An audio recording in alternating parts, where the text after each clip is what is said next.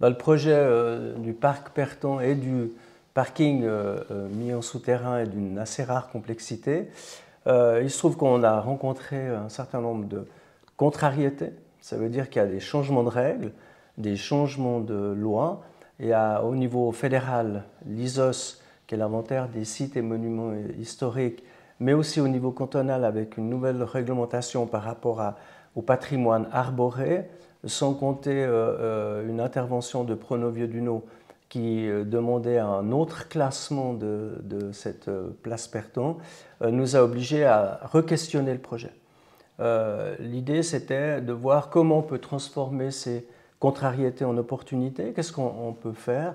Et puis, force est de constater qu'on aurait peut-être pu aller à ce projet en prenant des bons avocats, en prenant des bons conseillers et tout, mais qu'on aurait inévitablement retardé de plusieurs années un tel projet. Donc l'idée, c'était de dire comment on peut atteindre des objectifs prioritaires. Et pour ce faire, une seule solution, c'est alléger et simplifier le projet. Donc du coup, vous êtes recentré sur l'essentiel, sur ce que demandait notamment la population à travers les démarches participatives, c'est-à-dire enterrer le parking et garder un parc en surface. Alors une chose est certaine, c'est que le statu quo n'est pas souhaitable. C'est-à-dire un parking en surface, en plein centre-ville, ça, c'est pas souhaitable. Un parc arboré avec un parking en souterrain, c'est peut-être pas idéal pour certaines personnes, mais c'est acceptable pour la plus grande partie de la population. C'est même un projet enthousiasmant. Maintenant, il y avait une médiathèque.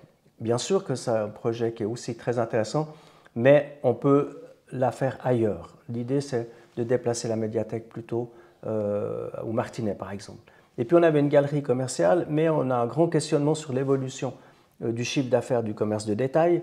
Et par conséquent, c'est un projet qui était censé financer la médiathèque, mais en y renonçant, on n'a pas forcément besoin de faire un plan d'affectation.